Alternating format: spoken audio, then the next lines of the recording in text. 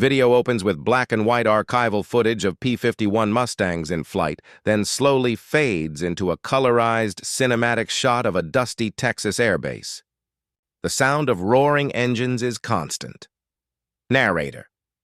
In the heart of the Second World War, America's strength wasn't just forged in the heat of battle, but in the sweltering heat of places like Pendleton Field, Texas. Here, under a sun that showed no mercy, the war machine was tuned, tested, and perfected. Young men, barely out of their teens, learned to tame the most powerful propeller-driven fighter plane in the world, the North American P-51 Mustang. They were the knights of the modern age, and the Mustang was their silver steed. But for every knight, there were dozens of squires, the ground crew who worked in the shadows to keep those steeds flying. They were the unsung heroes of the air war. And at Pendleton Field, in the summer of 1944, one of those unsung heroes was a woman named Eleanor Vance. Scene shows a bustling hangar. Men in greasy overalls work on several P-51s. The camera finds Eleanor Ellie Vance, a woman in her late 20s, her hair tied up under a cap, wearing the same overalls as the men. She's meticulously checking the connections on a Merlin engine. Narrator. Ellie wasn't like the other women on the base, who worked as secretaries or nurses. Her father had been a watchmaker, a man who believed that the world ran on gears and springs, and that understanding how something works was the greatest knowledge a person could have. He had taught her precision. He had taught her patience. When he passed, he left her his tools and a belief that she could fix anything. So when the war came, she didn't roll bandages. She picked up a wrench. She had fought tooth and nail to be here to prove her skills. But in a world of men, respect was a currency she did not have. To most of the men in Hangar 7, she was a curiosity at best and a nuisance at worst. Major Frank Miller, a stern, imposing man in his 40s with a neatly trimmed mustache, walks through the hangar. He stops behind Ellie. Major Miller, Vance. Still staring at that engine like it's going to tell you a story? Narrator. Major Frank Miller was a man of the old school. He believed in two things, discipline and the way things have always been done. A woman working on the engine of his prized Mustangs was a disruption to his entire worldview. Ellie, without looking up, just ensuring the fluid lines are secure. Major, routine check? Major Miller. He scoffs, loud enough for others to hear. Your routine takes twice as long as any of my boys. I need this bird ready for Lieutenant Anderson's training flight in an hour. Don't get lost in the details. A woman's touch is for baking pies, not for a V12 engine. A few of the nearby mechanics chuckle. Ellie's jaw tightens, but she doesn't say a word. She just gives a final, firm twist to a bolt, her movements precise and confident. Ellie. She'll be ready, sir. Narrator. Ellie had grown used to the jabs, the insults disguised as jokes. She had learned to build a wall around her emotions, a wall as thick as the armor plate behind a pilot's seat. She let her work speak for her. Her planes always flew perfectly. Her engines purred like kittens, powerful kittens that could spit fire and climb to 30,000 feet. But lately she had noticed something small, almost invisible, something everyone else had missed. Later, Ellie is reviewing maintenance logs in a small, cluttered office off the main hangar. She has charts spread out, making notes. Narrator, it was a ghost in the machine. A tiny, almost imperceptible drop in oil pressure. It only happened on planes that had been pushed hard, put through high G turns and steep dives during advanced combat training. The logs would show a momentary flicker in the gauge, so brief that most pilots wrote it off as a faulty sensor or turbulence. After landing, the mechanics would check the lines, find no leaks, and sign off on it. But Ellie saw the pattern. It had happened on 3 different Mustangs in the last 2 weeks, all after punishing flight routines. She approached her immediate supervisor, Sergeant Kowalski, a decent man who was too afraid of Major Miller to make waves. Ellie, Sergeant, I've cross-referenced the logs for Mustangs 7, 12, and 18. All 3 reported a momentary oil pressure dip during high-stress maneuvers. Kowalski, flipping through a clipboard. I saw that. Pilots said it was a gauge flicker. We checked them all out top to bottom. No leaks, engines are sound. Miller wants them back in the air. Ellie. But what if it's not the gauge? What if it's a temporary failure? Something that only happens under a specific combination of heat and G-force? Over a short training flight here in Texas, it's a flicker. But what about over the Pacific? On a long-range escort mission to Japan, a flight that's hours long, a small problem could become a catastrophic one. Kowalski. He sighs, rubbing his tired eyes. Ellie, look, you're a good mechanic. The best, maybe, but you're seeing ghosts. These are the finest engines ever built. If there was a problem, one of the boys would have found it. Narrator. The boys. It always came back to that. She knew she was right, felt it in her bones with the same certainty she felt when a gear clicked perfectly into place. She decided to go over Kowalski's head. She decided to face Major Miller directly. The scene shifts to Major Miller's office. He's looking at a wall map of Europe. Ellie stands before his desk holding her charts. Major Miller. He doesn't turn around. What is it, Vance? I'm busy. Ellie. Sir, I have reason to believe there's a recurring systemic issue with the Merlin engines in the new P-51D models. A latent flaw in the oil circulation system. Narrator. Miller finally turned, a look of disbelief on his face that quickly hardened into annoyance. He let her speak, his arms crossed, his expression a mask of condescending patience. Ellie laid it all out. The logs, the pattern, her theory about a pressure-related failure. She spoke clearly and logically, the way her father had taught her. Major Miller. He picks up one of her charts, glances at it, and sets it down dismissively. A theory. Based on flickering gauges that my best mechanics have already inspected and cleared. You're wasting my time, and you're questioning the work of men who have been doing this job since before you knew what a spark plug was. Ellie. Sir, with all due respect, those men are looking for a simple leak. I believe this is more complex. A material failure under stress. If I'm right, we could be sending pilots into combat in planes with a hidden weakness. Major Miller. He leans forward, his voice low and cold. Let me be clear, Vance. Your job is to follow orders and do as you are told. It is not to dream up fantastic theories or to second-guess my authority. You are here on a trial basis as it is. Do not give me a reason to decide that this experiment has failed. Now get out of my office and get back to your station. Narrator. Ellie stood there for a moment, the papers feeling heavy in her hand. The injustice of it was a bitter taste in her mouth. He hadn't even truly looked at her data. He had looked at her, a woman, and decided she was wrong. The wall she had built around her emotions trembled. But as she walked out of his office, the humiliation and anger didn't break her. They hardened into something else. Something cold, sharp, and unbreakable. The final shot of Part 1 shows Ellie standing in the shadow of a P-51's wing. The sun is setting, casting a long shadow. Her face is set with grim determination. Narrator. Major Miller had made his decision, and now Eleanor Vance had made hers. If no one would listen to her, she would find the proof herself, no matter what it took.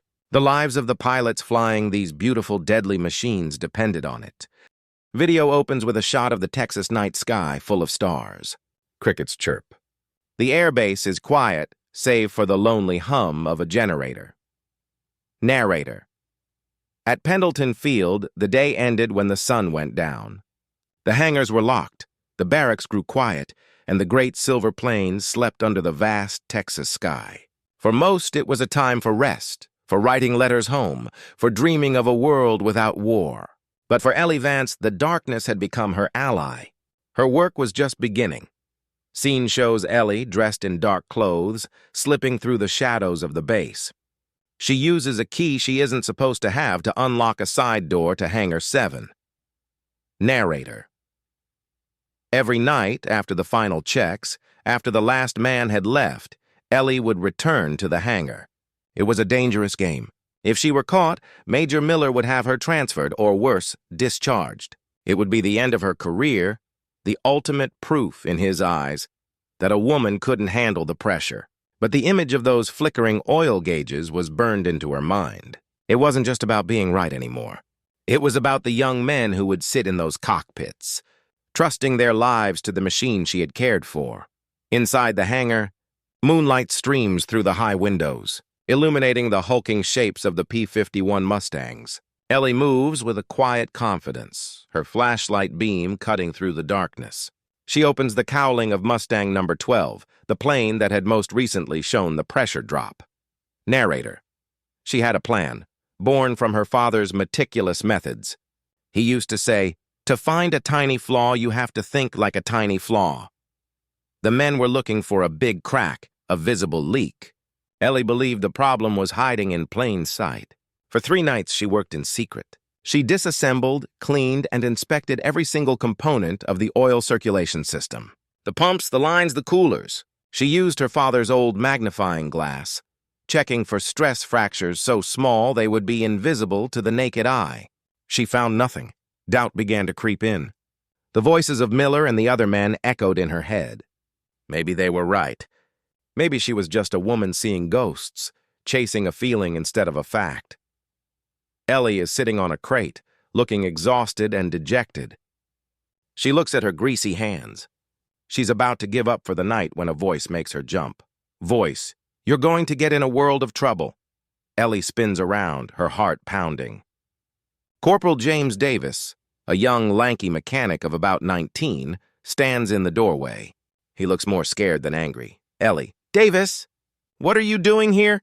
Davis, I left my Zippo. Came back for it. "What are you doing here, ma'am?" "Major Miller would have your hide." Narrator. Corporal Davis was one of the few who had never mocked her. He was quiet, kept to himself, and always seemed to be watching, learning. He saw the way she worked, the care she took. He saw the dismissal from the other men, and he saw that it was wrong. "Ellie," she sighs, deciding to trust him, "I'm looking for something. Something I think everyone else missed. Did you work on this engine after Lieutenant Anderson's flight?" Davis, he nods. "Yes, ma'am. Me and Sergeant Kowalski. We ran the full diagnostic. Found nothing." Ellie, "Did you replace any parts? Even small ones?" Davis, "Just the gaskets on the main oil pump. Standard procedure after a full inspection. We always do." Narrator. And there it was. A single, simple phrase, "We always do." A light went on in Ellie's mind. They replaced the gaskets. If the gasket was the problem, they were throwing away the evidence every single time.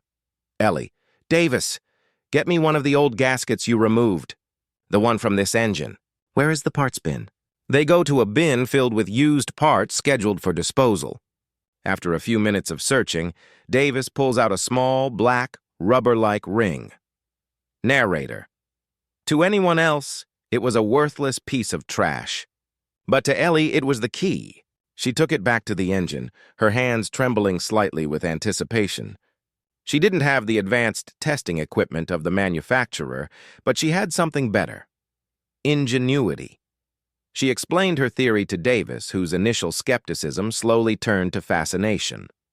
She suspected the gasket material was becoming brittle at high temperatures, and then, under the extreme pressure of a high-G turn, it would momentarily lose its seal. Just for a fraction of a second, enough to let a tiny amount of oil bypass the system, causing the pressure to flicker, but not enough to create a visible leak. Once the pressure stabilized, the gasket would reseal itself. Ellie, we have to simulate the conditions. Heat and pressure. Narrator. Over the next 2 nights, with Davis as her lookout and assistant, Ellie built a crude but effective testing rig.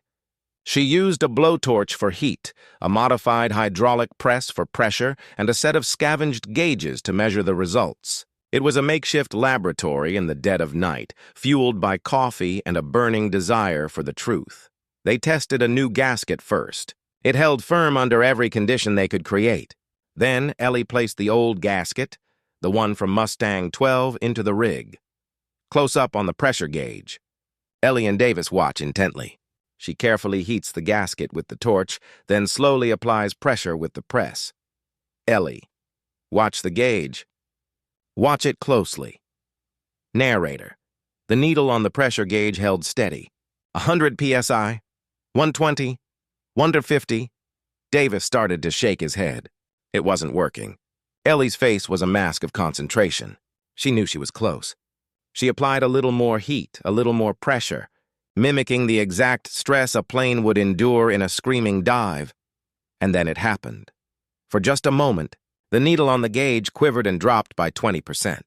It was there for less than a second before snapping back up to its previous position. Davis, his eyes are wide. I saw it. It dropped. You were right, Ellie. She lets out a breath she didn't know she was holding. Run it again. Narrator. They ran the test 5 more times. And 5 more times, under the precise combination of heat and pressure, the gasket failed for a split second. It was the ghost in the machine. And Ellie Vance had just captured it. She had her proof. It was undeniable, it was repeatable, and it was the single most important discovery of her life.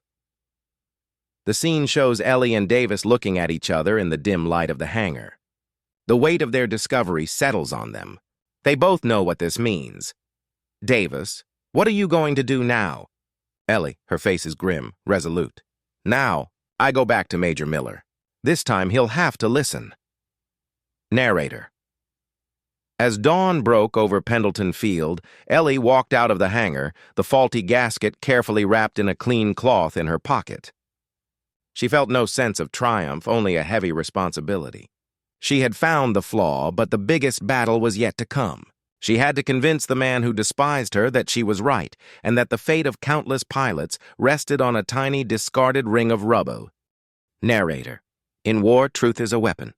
But like any weapon, it is only effective in the right hands. As Eleanor Vance walked across the tarmac towards Major Miller's office, the faulty gasket in her pocket felt as heavy as a bomb. She had the truth. She had the proof. And she had a young corporal named James Davis who had seen it with his own eyes. She believed, perhaps naively, that this would be enough. Ellie and Davis are standing in front of Major Miller's desk. Miller is seated, leaning back in his chair with a look of profound irritation. Sergeant Kowalski stands nervously by the door. Ellie has laid out the gasket and a handwritten report detailing her late-night tests. Major Miller, let me get this straight.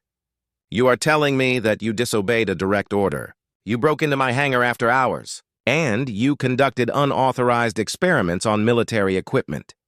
Ellie, I am telling you, sir, that I found the problem. Corporal Davis witnessed the tests. This gasket, and thousands like it, are defective. They fail under specific combat conditions. Davis. His voice is shaky but firm. It's true, sir. I saw it. The pressure gauge dropped every time, just like she said it would. Narrator. Miller's eyes darted from Ellie's determined face to Davis's nervous one, and then to the small, greasy ring on his desk. For a moment, his arrogant certainty was shaken. He was a mechanic before he was an officer. He understood the language of pressure and heat. He could see the logic in her findings. He could see the potential catastrophe if she was right. But he could also see that the discovery had been made by the one person on the entire base he refused to acknowledge as an equal. Major Miller. He picks up Ellie's report, reading it slowly. His expression is unreadable. Your methods were unorthodox, Vance. Highly irregular. Ellie. My methods were necessary, Major. This flaw could be the difference between a pilot coming home and being lost at sea. We need to ground the entire fleet, inspect every Mustang, and replace these gaskets with a higher-grade polymer. Narrator. A long, tense silence filled the room. Miller stared at the report, his mind racing. He was cornered. To ignore the warning now with a witness would be gross negligence. But to admit that Ellie Vance, the woman he had publicly mocked and belittled, had single-handedly solved a problem that had stumped his entire team, that was a humiliation he could not endure. His pride, his authority, his entire view of the world was at stake. And in that moment, he made a choice. Major Miller. He sets the report down and looks at Ellie. His voice now calm and dangerously smooth. You have done well to bring this to my attention, Vance. Your dedication is noted. However, your breach of protocol cannot be overlooked. He then turned to Corporal Davis. Major Miller. Corporal, you are a fine mechanic with a promising career. Do not let it be derailed by associating with insubordinate behavior. You are dismissed. Return to your duties and do not speak of this to anyone. Is that understood? Davis. He looks at Ellie, then at the floor, torn. Yes, sir. Narrator. As the young corporal scurried out of the office, the trap was sprung. Ellie was alone with him. Major Miller. He stands up and walks around the desk, taking the report and the gasket. This is now an official base command matter. The findings in this report will be escalated through the proper channels. As for you, your time in Hangar 7 is over. Your disregard for the chain of command makes you a liability. I am reassigning you effective immediately, Ellie, stunned. Reassigning me?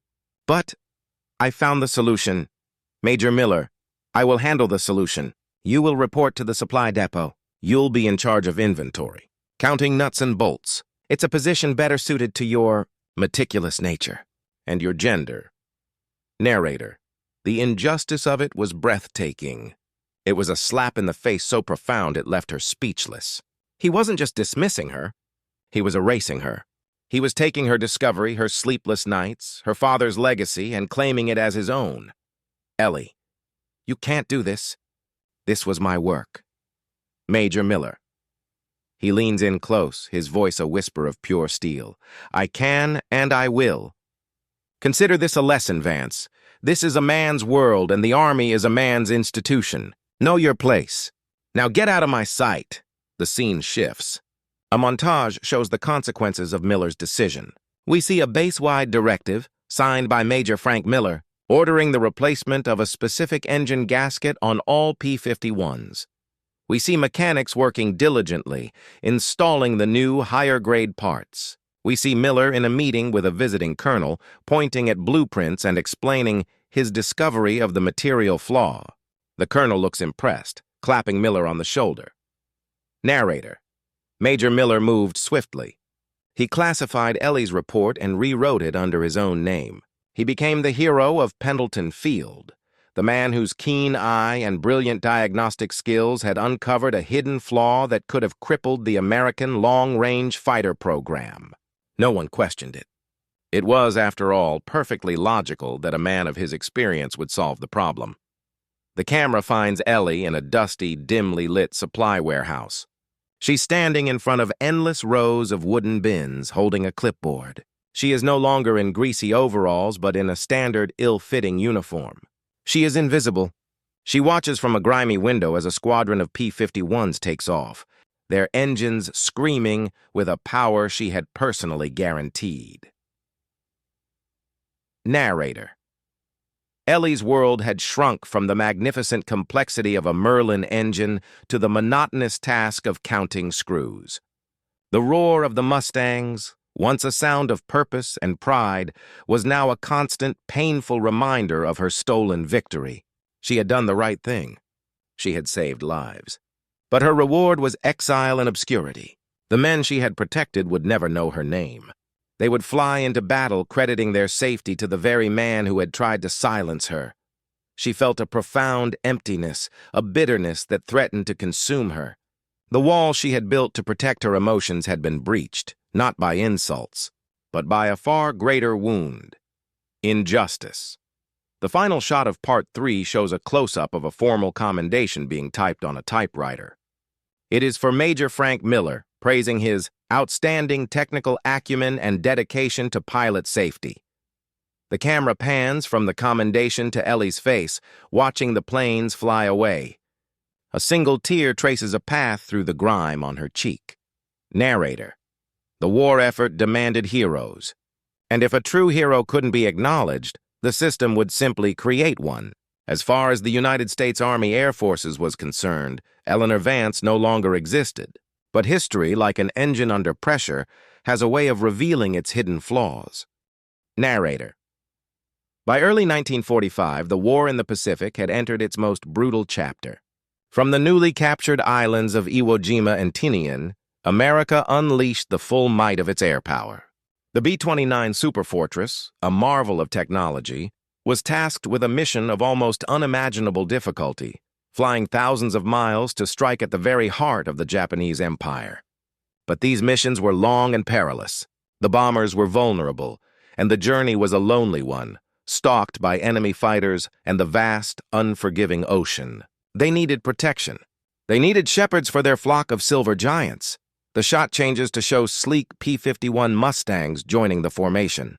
Their silver fuselages gleam in the sun. They look small and nimble next to the colossal bombers. Narrator: they needed the P-51 Mustang.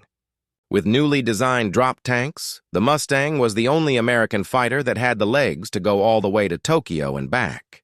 They were the little friends, the long-range escorts that would change the course of the air war.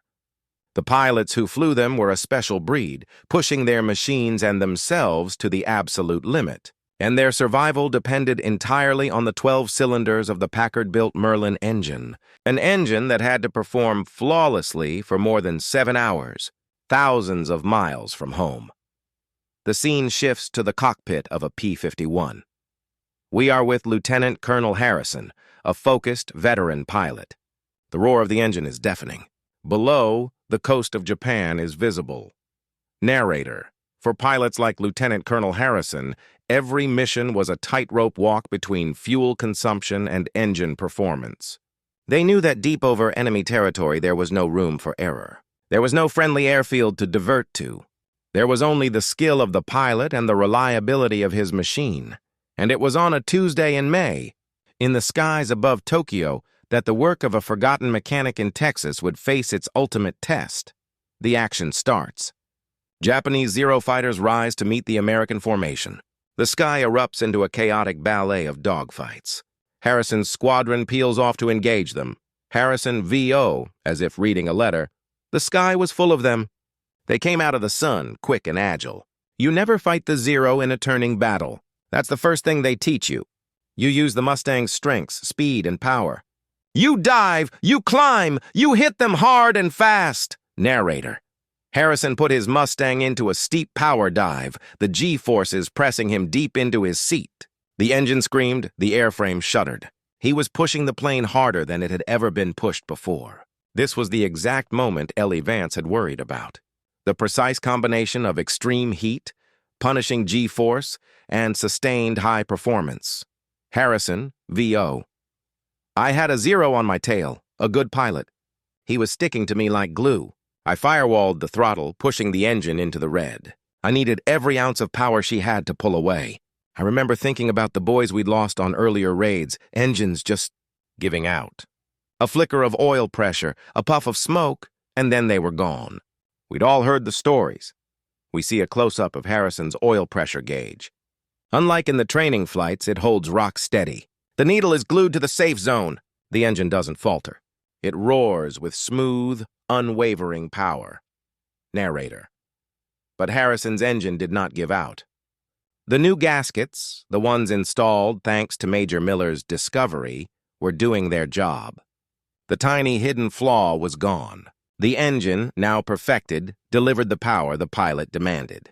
He was able to pull away from the Zero, climb, and get into a superior firing position. Back in Texas at Pendleton Field, news of the successful long-range escort missions was a source of immense pride. The base was performing its duty flawlessly. Narrator: back at Pendleton, Major Frank Miller was being decorated. He stood on a wooden stage, a colonel pinning a medal to his chest.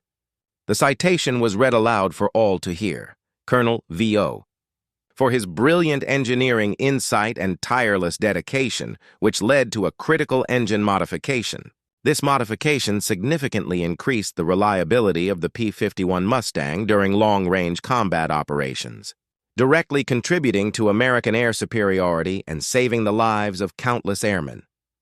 The crowd of soldiers and personnel applauds. In the distance, working near the supply depot, Ellie can hear the ceremony. She doesn't need to see it. She knows exactly what is happening. She feels a strange mix of emotions, a deep, quiet pride that her work was keeping men like Harrison alive, and a profound, aching sorrow for the justice that had been denied her. Narrator: she continued to count her bolts and her rivets, a ghost in the machine of war. Her contribution was a secret, buried under layers of military bureaucracy and one man's towering ego. The pilots flying over Japan owed her their lives, but they would never know it. They would praise their miraculous engines, their tough-as-nails Mustangs, and the sharp-eyed major back in Texas who had supposedly made it all possible.